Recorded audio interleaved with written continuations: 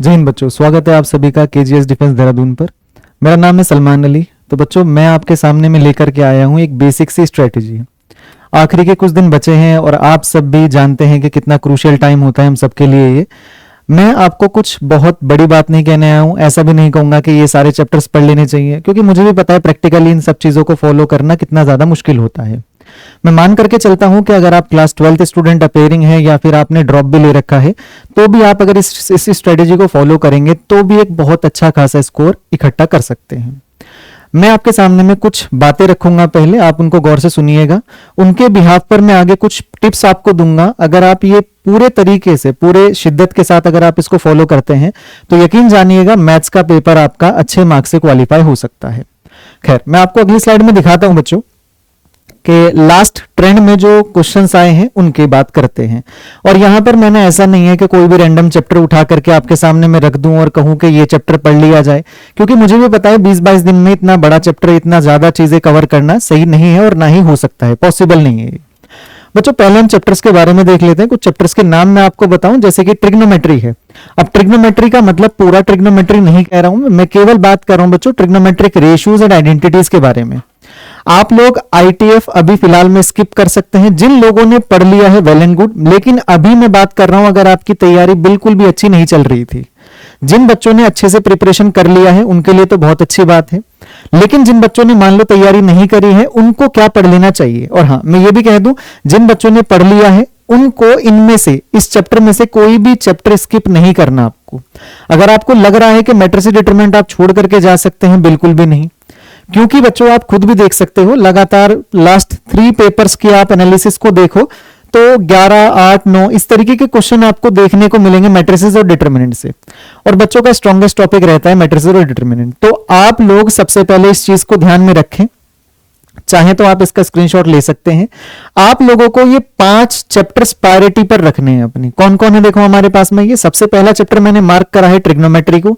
ITF मैंने इसके साथ इंक्लूड नहीं करा, प्रॉपर्टीज ऑफ ट्राइंगल इंक्लूड नहीं करा और हाइट एंड डिस्टेंस इंक्लूड नहीं किया। केवल प्रॉपर में बात कर रहा हूं ट्रिग्नोमेट्रिक रेशियोज एंड आइडेंटिटीज के बारे में। इसके अलावा मैट्रिसेस, डिटरमिनेंट, वेक्टर्स और फंक्शंस। वेक्टर्स हमारा जो पोर्शन होता है, आप चाहे तो इसके साथ 3D इंक्लूड कर सकते हैं, लेकिन पढ़ने को फिर से बहुत सारा कुछ है हमारे पास में 3D के अंदर। अगर 3D और वेक्टर्स में देखा जाए तो वेक्टर ज्यादा आसान है। अब हल्की सी मैं आपको एक ब्रीफिंग करता हूं कि क्या पढ़ लेना चाहिए जिससे हमारा मार्क्स थोड़ा सा ज्यादा रीगेन हो सके। ट्रिग्नोमेट्री में आप सबसे पहली चीज ध्यान रखिएगा, जितने भी हमारे पास में ट्रांसफॉर्मेशन फॉर्मूले हैं, मल्टीपल सब मल्टीपल एंगल वाले फॉर्मूले हैं, अगर मेरी शब्दों से आप ना समझ पाओ तो आपको हिंट देता हूं। जैसे sin 2 थीटा वाले फॉर्मूले हो गए, cos 2 थीटा वाले फॉर्मूले हो गए, ट्रांसफॉर्मेशन फॉर्मूला जैसे कि sin a प्लस बी का फॉर्मूला क्या होता है, that is sin a cos b। मैं आपको ट्रिग्नोमेट्री को प्रायोरिटी पर रखने को इसलिए भी कह रहा हूं क्योंकि देखिएगा इस बार ट्रिग्नोमेट्री पेपर में आसान रहेगा, क्योंकि 2025 फर्स्ट वाले पेपर में ट्रिग्नोमेट्री कहीं ना कहीं थोड़ा सा अपर लेवल पर गया था, तो आप उस बात को पढ़ सकते हैं ध्यान से। हाँ, हो सकता है कि आपके पास उतना टाइम ना बचे, आप कुछ स्पेशल एंगल्स हो गए उनको ध्यान रख सकते हैं। स्पेशल सीरीज अभी फिलहाल में छोड़ दीजिएगा, लेकिन ट्रिग्नोमेट्री का जो मैक्सिमम मिनिमम है उसको पढ़ लीजिएगा कि ट्रिग्नोमेट्री का किस वैल्यू पर कितना मैक्सिमम होता है, कितना मिनिमम होता है। रीजन वो चीज आपको फंक्शन में जाकर के मिलेगी। दूसरी मैं बात करूं मैट्रिसेस और डिटरमिनेंट में, हम मैट्रिसेस आप लोगों को बेसिक से अगर बात की जाए तो अलजेब्रा ऑफ मैट्रिसेस जितना भी है हमारा, 2 मैट्रिसेस का एडिशन, मल्टीप्लिकेशन, सब्ट्रैक्शन, ये सब हम जानते हैं। इसके अलावा कुछ स्पेशल मैट्रिसेस आपको पता होनी चाहिए। आप हर्मिटियन स्क्यू हर्मिटियन मैट्रिसेस पढ़ के जाइए। खास तौर पर ये देख करके जाइए जितने भी टर्म्स हम इस्तेमाल करते हैं, जैसे कि मैं आपके सामने में कहूं कोई मैट्रिसेस इन्वर्टिबल है तो ये इन्वर्टिबल शब्द किस चीज को दर्शाता है, नॉन सिंगुलर वर्ड किस चीज को दर्शाता है। तो ये सारी चीजें अगर ध्यान में रख करके जाओगे तो एक अच्छा पेपर सेट होगा, तो अच्छे मार्क्स भी आपके आ सकते हैं। इसके अलावा डिटरमिनेंट पे बात करें हम, डिटरमिनेंट्स की प्रॉपर्टीज आप अच्छे से पढ़ करके जाइएगा। जैसे कि अगर हम बात करें कि 2 रोज अगर सेम हो जाएं, प्रोपोर्शनल हो जाएं, तो उनकी वैल्यू क्या हो जाती है, 0 हो जाती है। डिटरमिनेंट को एक्सपेंड करना ही सब कुछ नहीं है, आप जितनी भी प्रॉपर्टीज वहां पर देखते हैं वो सब कुछ पढ़ करके जाइए, ठीक है। इसके अलावा क्रैमर्स रूल को पढ़ करके जाइएगा, क्योंकि क्रैमर्स रूल से पिछली 2 बार से सवाल नहीं आ रहा है, बट इस बार चांसेस बहुत ज्यादा है कि क्रैमर्स रूल से सवाल इस बार बन सकता है। इसके अलावा मैं बात करूं वेक्टर्स के बारे में, तो वेक्टर्स का आप लोगों को, जैसे वेक्टर्स की आप चैप्टर स्टार्टिंग करोगे ना पढ़ने की, तो अलजेब्रा ऑफ वेक्टर्स आएगा सबसे पहले टॉपिक, जिसमें कि एडिशन ऑफ वेक्टर पढ़ते हैं हम लोग, ट्राइंगल ऑफ वेक्टर एडिशन, इसके अलावा पैरेललोग्राम ऑफ वेक्टर एडिशन। अगर आप पढ़ना चाहो तो पढ़ सकते हो, बट मेरी मानिएगा तो उस पोर्शन को भी ड्रॉप करके आप सीधा डॉट और क्रॉस पर अटैक करिएगा। आप लोगों को दो वेक्टर का डॉट प्रोडक्ट, दो वेक्टर का क्रॉस प्रोडक्ट ये आना चाहिए। कैसे निकालते हैं, क्या प्रॉपर्टीज हैं, ये सब बातें, कितना पढ़ना है, कहां से पढ़ना है, सोर्स क्या होगा क्वेश्चंस का, वो अभी मैं डिस्कस करूंगा। बस अभी मैं आपको हल्का हल्का ब्रीफ कर रहा हूं कि कितना पोर्शन आप पढ़ सकते हैं इसमें और क्या स्किप कर सकते हैं।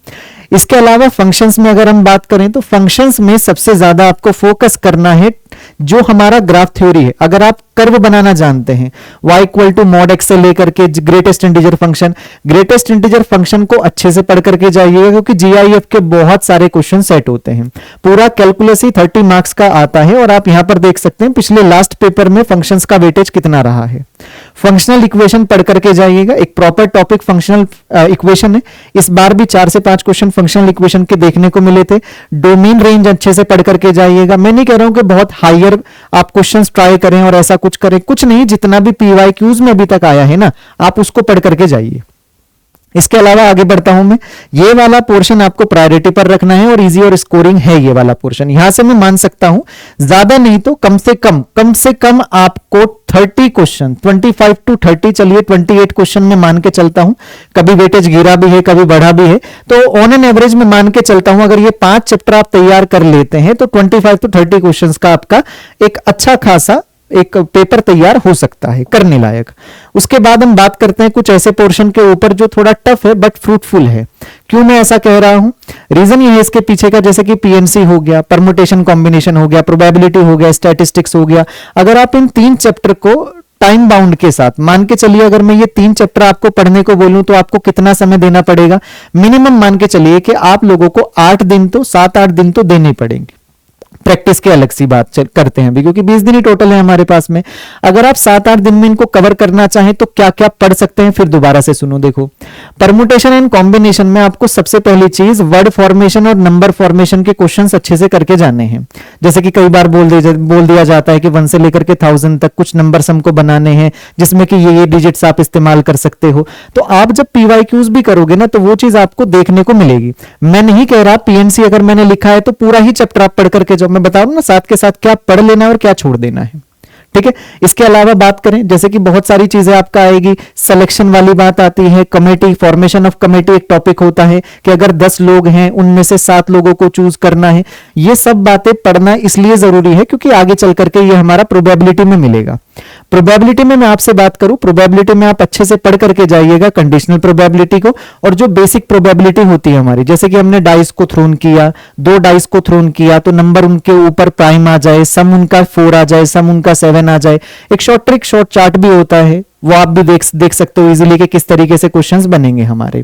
इसके अलावा बात करते हैं स्टैटिस्टिक्स के बारे में। स्टैटिस्टिक्स भी अपने आप में एक ब्रॉड टॉपिक है। आप लोग लेकिन पढ़ के जाइएगा अच्छे से मीन, मीडियन, मॉड कैसे निकाला जाता है, क्योंकि हर साल 3 से 4 सवाल बेसिक वाले रहते हैं कि आप मीन कैसे निकाल सकते हैं, और मीन, मीडियन, मॉड आप पूरा अच्छे से पढ़ के जाइएगा।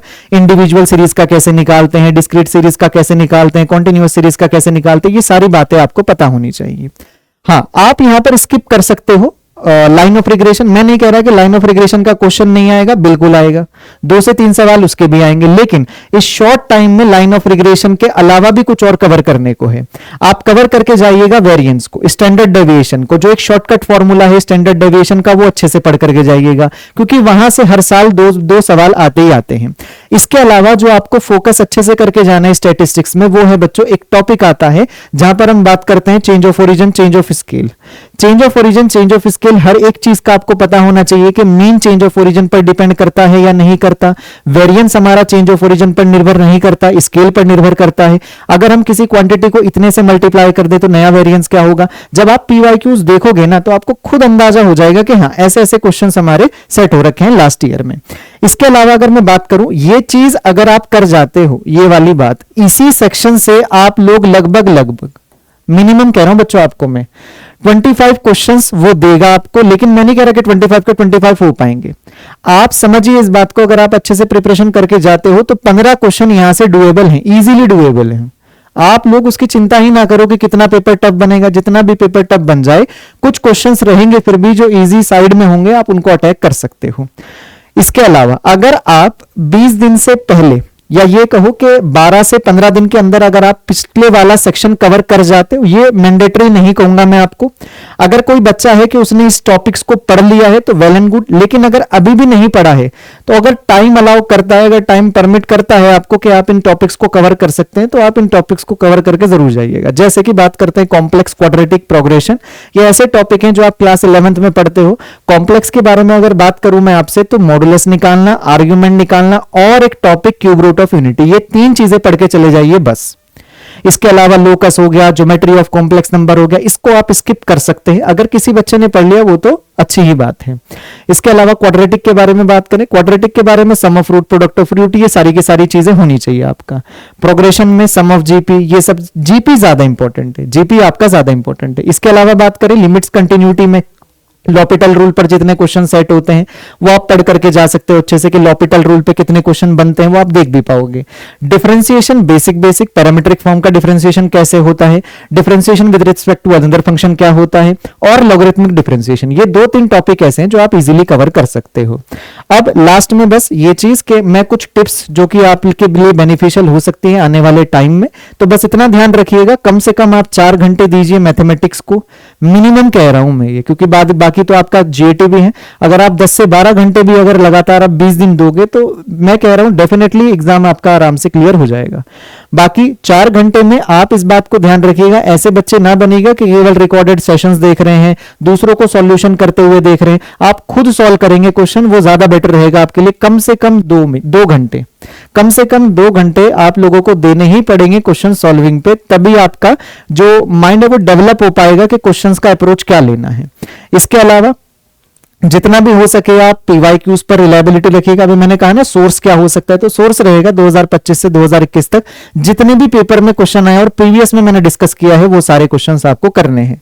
इसके अलावा कम से कम 4 मॉक आपको देने हैं, और मैं कहूंगा जब मॉक देने की बारी आएगी तो आप प्रीवियस ईयर पेपर ही पूरा उठा लेना। 2017 का पेपर ले सकते हो, अच्छा पेपर था। 2018-19 के पेपर भी आप उठा सकते हो। तो जितने भी पेपर्स आप दोगे उनको एज अ मॉक दीजिएगा फिर। इसके अलावा हाँ, लेकिन तब यही ध्यान रखना जो टॉपिक्स आपने कवर करे उनको अटैक पहले करना है आपको फिर। अब बाकी यही चीज है कि 20-22 दिन है आपके पास में, इसको जितना हो सके बच्चों वाइजली इसको यूज कीजिए, खराब मत कीजिएगा इन दिनों को। और दूसरी चीज ये कि फोकस करिएगा ज्यादा से ज्यादा कॉन्सेप्ट बिल्डिंग पे rather than ego building. Ego building क्या है कि कई बार बच्चा समझ लेता है कि भाई साहब प्रोबेबिलिटी पढ़ना है, ऐसा नहीं है। और एग्जाम में भी इस बात को ध्यान रखना, ईगो पर नहीं लेना किसी भी सवाल को, जो नहीं आ रहा है ड्रॉप करो। 20-22 दिन में भी ऐसा होगा, बहुत सारे डाउट बनेंगे, डाउट बनना जरूरी है। डाउट हर एक दिल पर लेकर के बैठ जाना ये गलत है, आप आगे बढ़ते चलिए, अगले क्वेश्चंस पर बढ़िए। बाकी बस इतना ही है कि जितना भी कर सको प्रैक्टिस कीजिए, अच्छे से प्रैक्टिस कीजिए, दिन रात एक करिए, कम से कम रोजाना 50 क्वेश्चन सॉल्व कीजिए। 50 क्वेश्चन हो सकते हैं 4 घंटे मैंने क्योंकि आपको टाइम दिया है। इसके अलावा बस आप ध्यान रखिए अपना, और जितना हो सके अच्छे से पेशेंस के साथ में प्रैक्टिस कीजिए। मैं बता रहा हूं 14 तारीख को अच्छा एग्जाम जाएगा अगर आप पेशेंटली उस बात को फॉलो करेंगे। बाकी जल्द ही मिलता हूं आप लोगों से एक और अगली वीडियो में, तब तक के लिए जय हिंद।